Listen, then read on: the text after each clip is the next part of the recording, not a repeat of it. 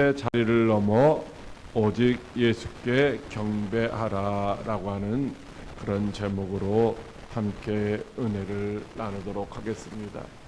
이 세상에 존재하는 모든 것들은 하나님에 의해서 이제 피조된, 창조된 피조물들이죠.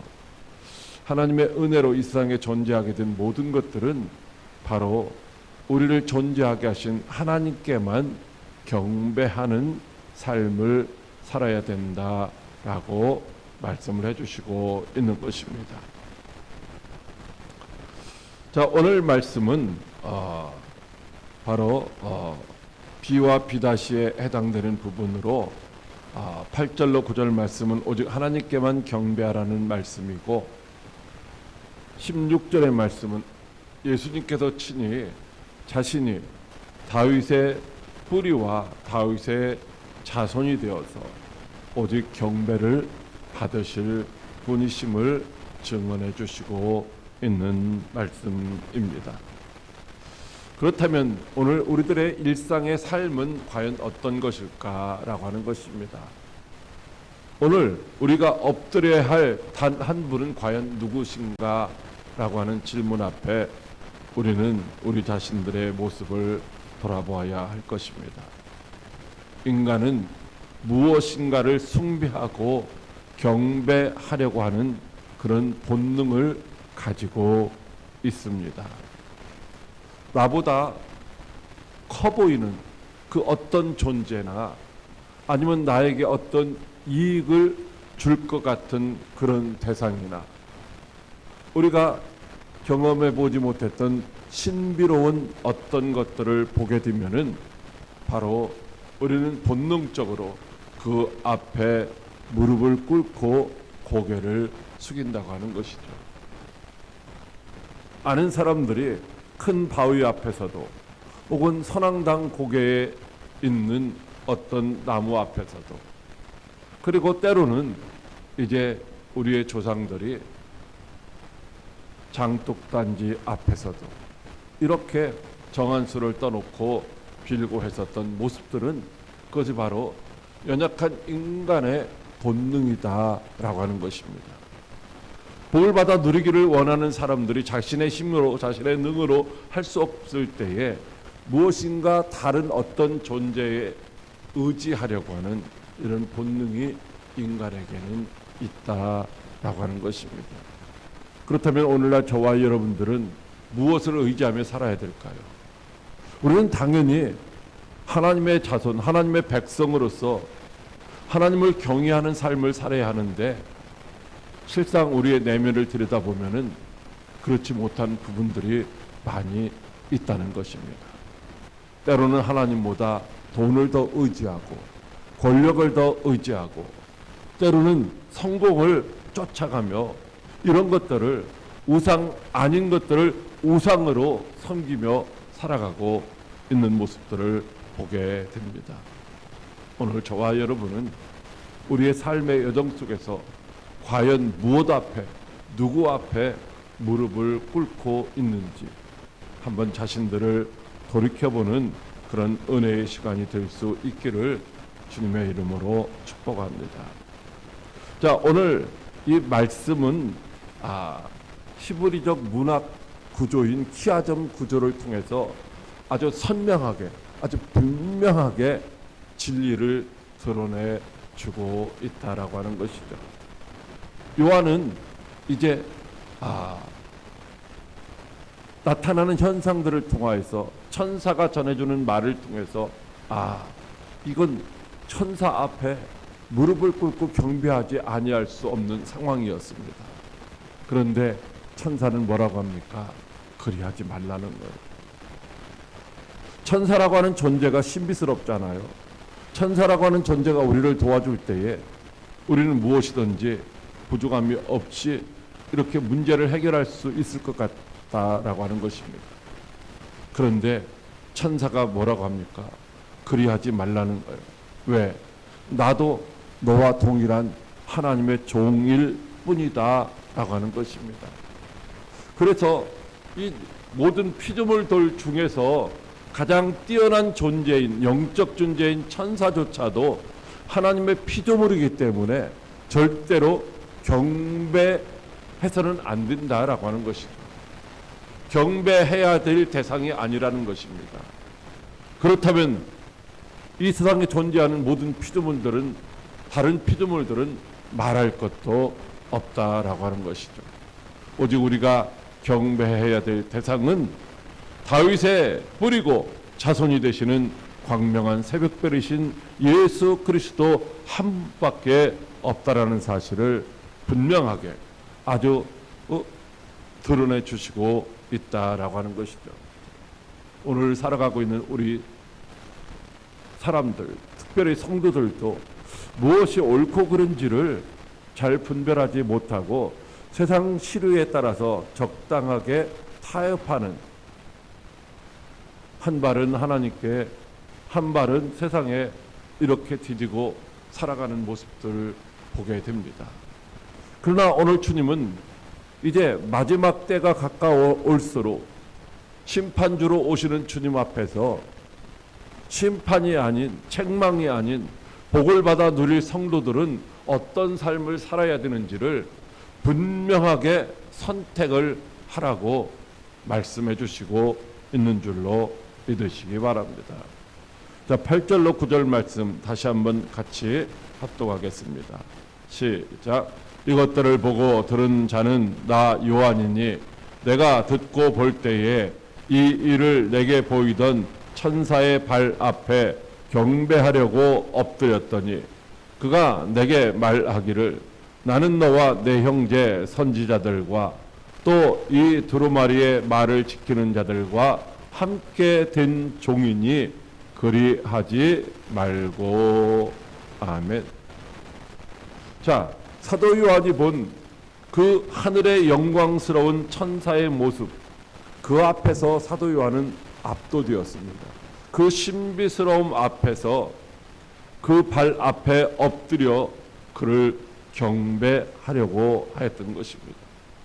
그때 천사는 그 요한을 다급하게 가로막고 만류하고 있는 것입니다. 바로 이것은 하나님의 백성들, 하나님의 자녀된 저와 여러분들이 누구만을 경배해야 되는가? 오직 하나님만을 경배해야 된다고 하는 사실을 가르쳐 주시고 있는 것이죠. 우리가 경배해야 될 대상이 누군지를 분명하게 가르쳐 주시는 결정적인 순간이라고 할 수가 있는 것입니다. 히브리적 사고에서 창조주와 피조물은 같은 레벨에 있을 수가 없습니다. 창조주와 피조물은 철저하게 구별되어 있다라고 하는 것입니다. 하늘의 천사들도 하나님의 명을 받아서 사명을 감당하기 위하여 큰 능력을 소유하고 있지만은, 그러나 분명한 것은 하나님의 명령을 받아서 그 명령을 수행하는 심부름꾼이자 종에 불과하다라고 하는 것입니다. 그런 하늘의 신비한 존재인 천사들조차 그렇다고 한다면은 이 세상에 존재하는 그 어떤 것들도 경배의 대상이 될 수가 없다라고 하는 것입니다. 경배라고 하는 말, 즉 말아카라고 하는 이 경배라고 하는 이 경배의 대상이 되는 천사라고 하는 이 오늘 본문에 소개되고 있는 종의 모습은 바로 어떤 것일까라고 하는 것입니다. 오늘 본문에 소개되고 있는 이 종, 이것은 바로 심부름꾼이라는 것입니다. 하나님의 사자요, 하나님의 뜻을 전달하는 전달자에 불과하다라고 하는 것입니다. 여러분, 유다서를 통해서도 우리에게 말씀해 주시고 있고, 에스겔서를 통해서도 우리에게 말씀해 주시고 있는데, 결국 이 땅에 죄악이 들어올 때에 하나님과 같아지고 싶었던 이 천사의 반란을 통해서 결국은 이 어둠의 세상이 만들어지게 되었다라고 하는 것이죠. 피조물인 천사, 하나님을 찬송해야 될 누시엘이 하나님을 찬송하는 대신 하나님의 자리에 오르고 싶어서 반역했었던 사건, 바로 그 사건을 통하여서 이 세상에 어둠이 임하게 되었다라고 하는 것입니다. 아무리 능력 있어 보이는 신비스러운 천사라 할지라도 하나님의 자리에는 이를 수가 없다라는 것입니다. 그런데 오늘날 많은 사람들이 하나님의 자리에 있기를 원하고 있죠. 하나님이 받으셔야 될 경배를, 영광을 가로채는 경우들이 많이 있다라고 하는 것입니다. 오늘 저와 여러분들의 삶은 어떠해야 될까요?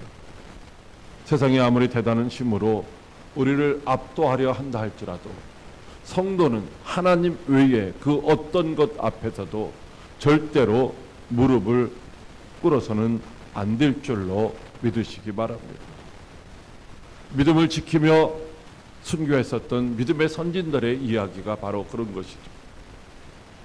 절대로 하나님 외에 다른 것 앞에서는 무릎을 꿇지 않겠다는 것입니다.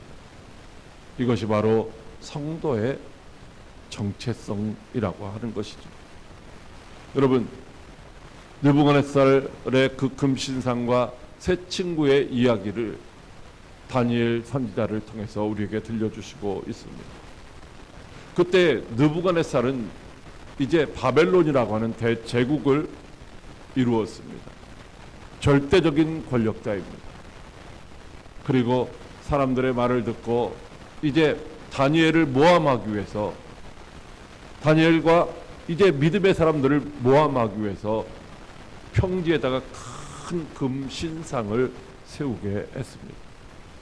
그리고 누구든지 모든 백성이 다 그 금신상에게 절하라고 했습니다.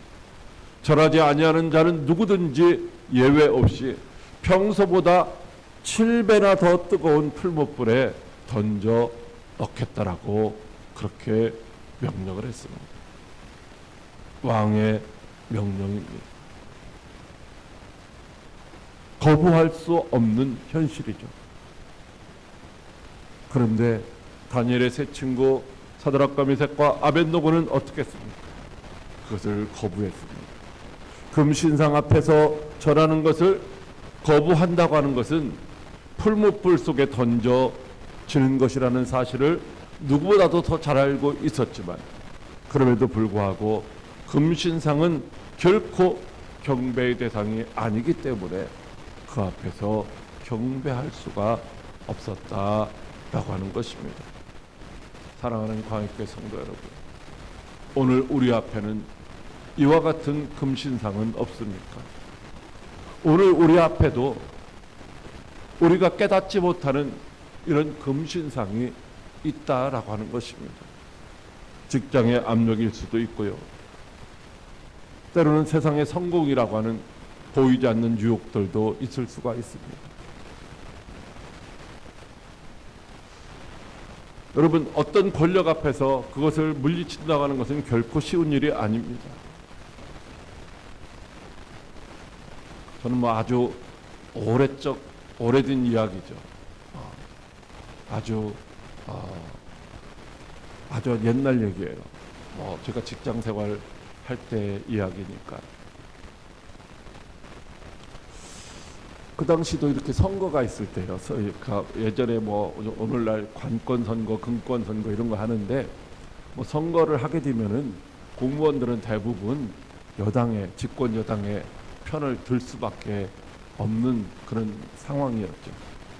그때도 이제 팀장급 이상들을 식사 자리에 다 초청을 하고 군수가 이 2층 계단으로 올라오는 모든 팀장급 이상의 직원들에게 군수가 잔을 내밀고 부군수가 술을 따라주고 이런 상황이 있었죠. 뭐 올라가서 듣는 얘기는 뻔하지만 그때 저는 술을 안 마십니다. 라고 이렇게 하여튼 뭐 용기가 있었는지 믿음이 있었는지 그렇게 말을 했어요. 물어보더라고. 왜? 저는 예수를 믿습니다. 그때 제 신앙이 그렇게 좋은 것 같지도 않았었는데 무슨 용기가 있었는지 하나님의 은혜로 거절을 하고, 그러니까 저 사람은 예수 믿는 사람이 이렇게 사람들이 인정을 해주더라고요. 여러분, 우리의 생활 속에서 아주 작은 일에서도 마찬가지라는 거예요. 직장에 보면은 직장 생활 하시는 분들이 어떤 건물을 짓고 나서 명태를 걸어놓고 혹은 뭐 돼지 머리를 놓고서 그 앞에 제사를 하고, 또 뭐 정월 초하루가 되면은 저 산에 올라가서 이 산신제를 지내고 뭐 이런 때에 직장 상사의 눈치를 보면서 마지못해서 같이 동행하는 경우들이 많이 있습니다. 제가 이름은 기억나지 않지만은 예전에 여기 아산에 군수에 있었던 한 분이 군수가 되면은 바로 이 유림의 제사에 가서 제주가 되어야 되거든요. 옷을 입고 제주로서 잔을 하고 하는 그런 일을 해야 되는데, 그분이 크리스찬이었죠. 훌륭한 장로님이었어요. 그래서 자기는 그 일에 할 수 없다고 해서 부시장을 대신 이제 보냈던 그런 이야기들도 있습니다. 여러분, 결코 쉬운 일은 아니지만은, 그러나 당연히 하나님의 백성이라면 해야 될 일들이다라고 하는 것입니다. 오늘 하나님께서 오늘 우리에게 주시는 말씀이 무엇입니까? 핵심적인 명령은 바로 오직 여호와 하나님께만 경배하라고 하는 것입니다. 오늘 22장 9절 하반절 말씀에 그리하지 말고, 나에게 경배하지 말고, 다른 어떤 피조물들에게 경배하지 말고 오직 하나님께만 경배하라고 말씀을 하시고 있는 것이죠. 하나님께만 경배하라. 이 경배라고 하는 말, 히스타하와라고 하는 이 말은 어떤 의미를 가지고 있느냐 하면은 납작 엎드린다는 것입니다. 오늘 우리들이 사람이 살아가다 보면은 이 힘 있는 사람 앞에서 자존심도 버리고 납작 엎드리는 경우가 있잖아요. 물론 행동으로 납작 엎드리는 경우도 있지만은 이제 시키면 시키는 대로 무엇이든지 다 하는 그런 납작 엎드림도 있다라는 거지. 다시 말하면 경배한다는 것은 경배의 대상에게 절대 주권이 있다고 그것을 인정하고 무조건적인 복종을 하는 것을 의미하는 것입니다. 내 의지도, 내 욕망도, 내 계획도, 내 자아도 오늘 우리는 하나님 앞에서 다 내려놓고 하나님의 계획을 따라서, 하나님의 목적을 따라서 순종하는 그런 삶을 살아야 할 줄로 믿으시기 바랍니다. 오늘 예수님이 바로 이 경배의 진정한 경배의 대상이 누구신지를 이렇게 보여주셨죠.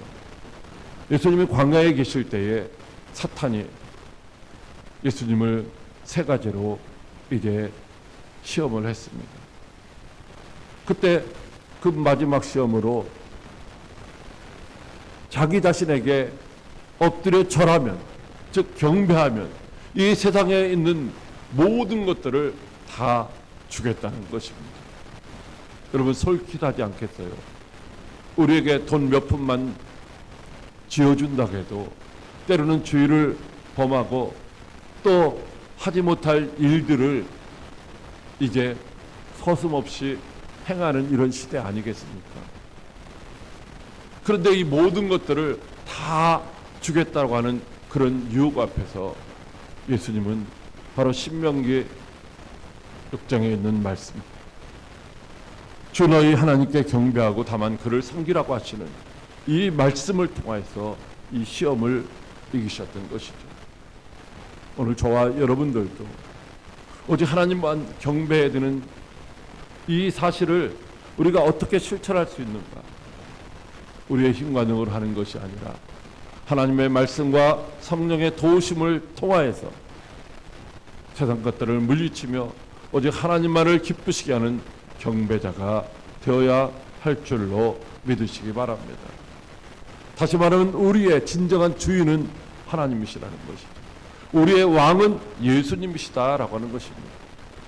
그분을 섬기면, 그분을 모시면 그분이 우리의 모든 것들을 다 책임져 주실 줄로 믿으시기 바랍니다. 왜 그렇습니까?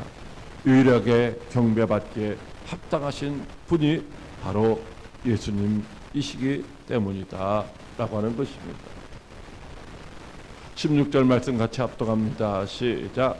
나 예수는 교회들을 위하여 내 사자를 보내어 이것들을 너에게 증언하게 하였노라.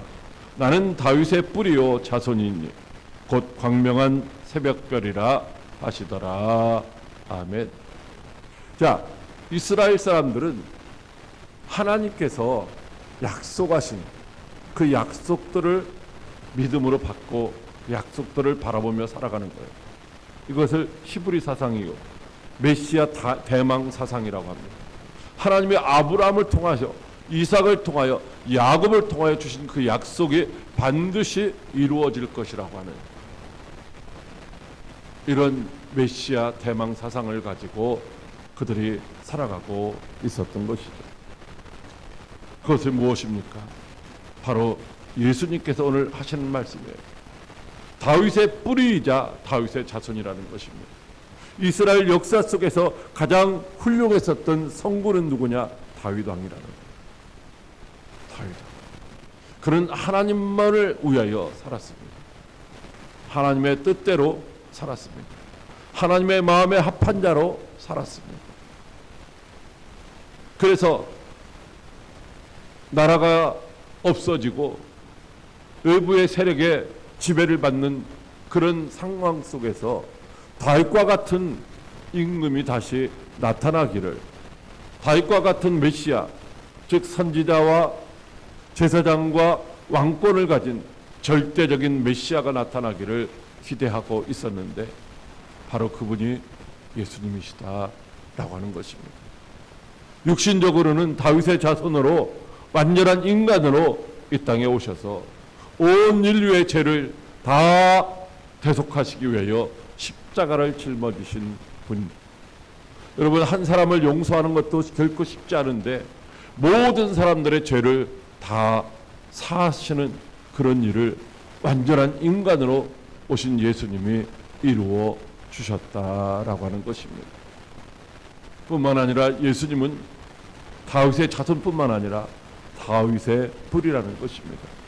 예수님은 하나님으로서 다윗보다 먼저 계셨고 완전한 하나님으로서 다윗을 창조하신 창조의 근원이신 분이시다라고 하는 것입니다.